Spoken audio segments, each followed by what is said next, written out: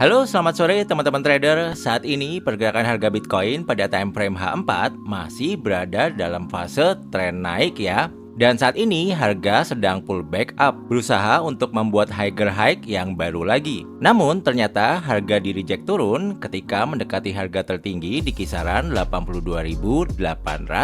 Seperti yang sudah saya bahas di video hari Senin minggu lalu, tepatnya di tanggal 4 Mei, kecenderungan arah Bitcoin jika dilihat dari arah tren besarnya secara statistik masih cenderung naik. Oleh karena itu, mencari opsi buy sedekat mungkin dengan tren line naik atau area demand yang di bawah ini bisa menjadi pilihan entry yang sangat menarik. Tapi buat kamu yang mau coba counter trend juga bisa mencari opsi sell di area supply mayor warna pink terdekat serta garis lower area sideways monthly yang warna pink ini di kisaran 82.300 bisa menjadi titik perhatian kita juga. Dan benar saja ya, harga Bitcoin terlihat sempat bergerak naik dan memasuki area supply yang sudah kita gambar, lalu kemudian harga memantul turun tepat di garis lower area sideways monthly-nya dari kisaran 82.300 turun sampai titik terendahnya di kisaran 79.100. Ini artinya analisa dan mapping yang sudah kita buat di video minggu lalu masih bekerja dengan sangat baik ya. Semoga teman-teman yang mengikuti dan menonton video analisa tersebut bisa mengakhiri tradingnya dengan profit yang maksimal. Kemudian untuk kondisi saat ini, jika kita melihat chart pada time frame H1, sementara terlihat harga Bitcoin hanya bermain dalam area sideways, di mana area tersebut berada di dalam rentang antara harga tertinggi di kisaran 82.800 sampai harga terendah di kisaran 79.100.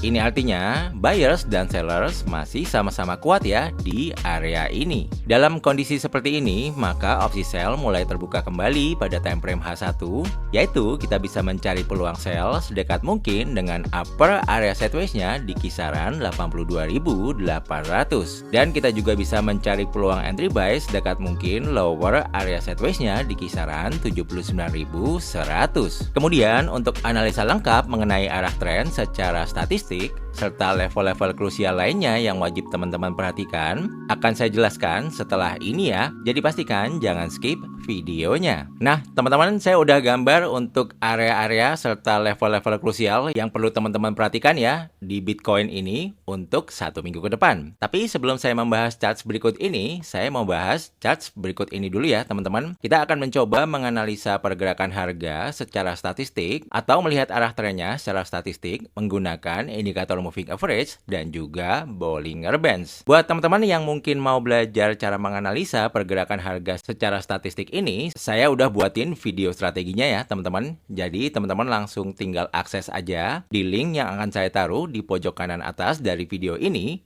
dan juga akan saya taruh di kolom deskripsi dari video ini. Sekarang mari kita perhatikan charts di time frame H4 berikut ini ya teman-teman. Di sini kita akan mengidentifikasi arah tren besarnya menggunakan indikator moving average mingguan yang warna pink dan indikator moving average bulanan yang warna biru beserta Bollinger Bands-nya. Untuk arah tren besarnya di sini masih cenderung naik ya teman-teman, karena moving average mingguan masih bermain di atas moving average bulanannya. Kemudian kita turun ke time frame H1, kita akan mengidentifikasi arah tren mediumnya. Di sini saya menggunakan indikator moving average harian yang warna hijau dan moving average mingguan yang warna pink beserta Bollinger Bands-nya. Di sini bisa kita lihat untuk arah tren mediumnya masih cenderung naik ya teman-teman. Hanya pergerakan naiknya sudah mulai ada pelemahan karena harga mulai bermain di bawah moving average hariannya. Sekarang kita turun lagi ke time frame 30 menit untuk mengidentifikasi arah tren kecilnya. Di sini saya menggunakan indikator moving average 8 jam yang warna orange dan juga moving average harian yang warna hijau beserta Bollinger Bands-nya. Untuk arah tren kecilnya yang tadinya kecenderungan arahnya naik, sekarang mulai ada pelemahan naik ya teman-teman, karena harga mulai bermain di bawah moving average 8 jam dan juga hariannya. Dan kedepannya kalau moving average 8 jam ini bisa cross down dari moving average hariannya, maka arah tren kecilnya akan berubah menjadi down. Nah, kesimpulan yang bisa kita ambil dengan melihat arah tren kecil, tren menengah, dan juga tren besarnya, maka strategi tradingnya kita masih bisa mencari opsi buy di harga semurah mungkin dengan mengikuti arah tren besarnya, dan kita mulai juga bisa mencari opsi sell dengan mengikuti arah tren kecilnya ya teman-teman. Sekarang kita kembali ke chart berikut ini ya teman-teman. Kita akan mencari di mana zona entry sell atau zona entry buy yang potensial yang mempunyai peluang untuk profit cukup tinggi ya teman-teman.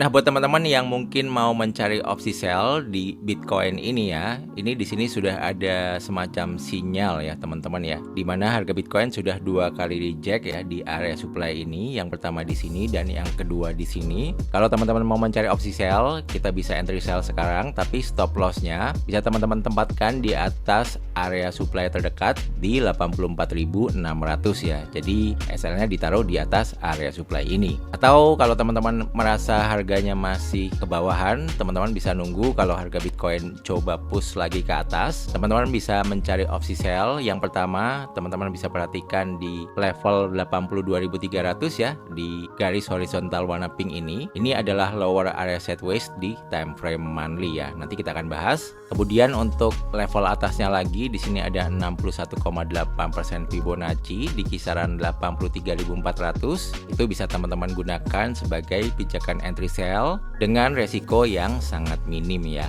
Nah, kemudian buat teman-teman yang mau mencari opsi buy, sebaiknya tunggu harga turun dulu ke bawah ya teman-teman. Teman-teman bisa memanfaatkan trendline naik ini yang warna biru. Kemudian teman-teman bisa memanfaatkan area demand yang warna biru muda ini ya. Ini saya gambar juga di time frame H1 untuk area demand-nya. Teman-teman bisa gambar juga. Untuk area demand-nya di kisaran 78.700 sampai 77.700 ya. Di sini juga bertepatan dengan area golden Fibonacci ya, yang ada di kisaran 50% sampai 61,8%. Yang mana untuk Fibonacci-nya saya gambar dari low sini sampai titik high yang ada di sini. Kemudian untuk area demand selanjutnya itu ada di kisaran 76.200 sampai 74.700 ya teman-teman, di shape yang warna abu-abu ini ya. Ini juga bisa teman-teman gunakan untuk sebagai pijakan entry buy ya teman-teman. Kemudian untuk area demand selanjutnya yang di bawahnya lagi di kisaran 72.000 sampai 70.000, ini juga bisa teman-teman gunakan ya sebagai pijakan entry buy-nya.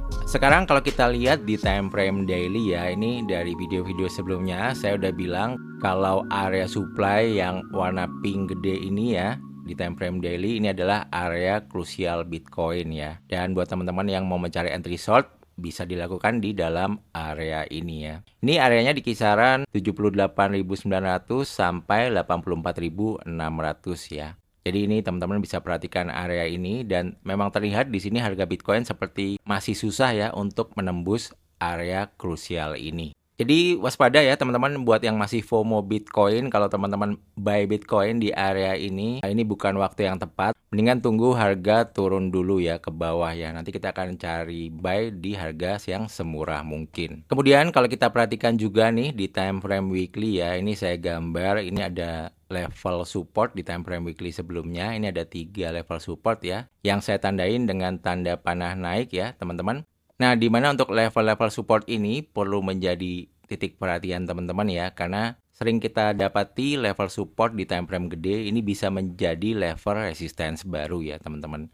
Contohnya adalah seperti yang di sini ya. Di sini ada level support, harga di breakout, kemudian harga retest ke support sebelumnya, dan ini menjadi level resisten ya. Di sini harga kembali bergerak turun. Nah, ini juga sama menyikapinya.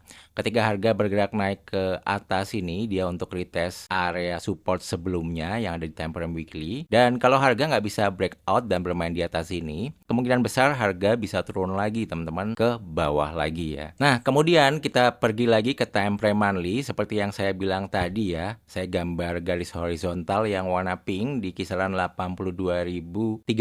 Ini adalah lower area sideways di time frame monthly ya. Jadi area sideways-nya itu dari 82.300 sampai 116.200 ya teman-teman di shape yang warna ungu ini. Saya gambar area sideways-nya saya ambil dari body candle-nya di time frame monthly ya teman-teman. Dan seperti kita tahu garis lower area sideways ini kemarin direspon dengan baik ya oleh harga. Kalau kita turun ke time frame yang lebih kecil kayak H4, yang pertama ini direspon di sini, harga nggak bisa breakout di atas level ini. Dan tadi pagi harga coba naik, kemudian dan hasilnya juga sama, harga reject di level ini ya teman-teman. Jadi seperti yang saya bilang, level 82.300 bisa menjadi titik perhatian teman-teman untuk level yang krusial. Nah, kemudian terakhir saya mau membahas sedikit tentang berita ekonomi ya, yang mungkin bisa mempengaruhi pergerakan Bitcoin dalam 1 minggu ini. Yang pertama, di jam setengah 8 malam di hari Selasa tanggal 12 Mei, besok ya, itu ada news CPI year on year ya, di mana untuk data previousnya angkanya 3,3% dan untuk forecastnya diprediksi di angka 3,7% ya, jadi mengalami peningkatan. Jadi CPI ini data tingkat inflasi Amerika ya teman-teman. Jadi kalau nanti hasil actualnya bisa lebih tinggi daripada previous dan bahkan forecastnya, maka ini artinya inflasi di Amerika kembali meningkat. Dan biasanya kalau inflasi meningkat, efeknya US dollar bisa menguat, harga Bitcoin bisa bergerak turun ya teman-teman. Kemudian berita selanjutnya yang perlu teman-teman perhatikan di hari Selasa, ini ada Fed Chair Nomination Vote ya teman-teman. Ini tentatif ya untuk waktunya. Kenapa ini penting? Karena ini berkaitan dengan pergantian Kepala Bank Sentral Amerika ya, yaitu Jerome Powell yang akan digantikan. Dan ini nanti ada nominasinya. Yang pasti ini akan sangat berpengaruh terhadap pergerakan dolar Amerika ya teman-teman. Dan di hari Rabu tanggal 13 Mei jam setengah 8 malam ini ada berita PPI monthly ya. Ini adalah data tingkat inflasi ya dari sisi produsen ya teman-teman. Jadi untuk previous dan forecastnya sama 0,5%. Namun kita nanti akan perhatikan actualnya. Kalau hasil actualnya lebih tinggi maka inflasinya meningkat dan harga Bitcoin mungkin bisa bergerak turun lagi. Kemudian di hari Kamis tanggal 14 Mei ini jam setengah 8 malam ada berita retail sales monthly ya teman-teman. Dan di sini untuk penjualan retail yang mana bulan lalu datanya 1,7% dan untuk forecastnya di bulan ini 0,6% ya teman-teman, mengalami penurunan. Nanti kalau hasil actualnya beneran mengalami penurunan, kemungkinan harga Bitcoin mungkin bisa bergerak naik dulu ya teman-teman. Nah jadi mungkin segitu dulu aja ya teman-teman untuk video analisa dan mapping Bitcoin untuk 1 minggu ke depan. Semoga apa yang saya sharingkan bisa bermanfaat dan bisa memberikan insight buat teman-teman semua yang sedang trading di Bitcoin ini. Yang terakhir jangan lupa untuk like, comment, dan subscribe channel ini. Sampai jumpa di videoku yang lain ya. See you, bye-bye guys. Thank you.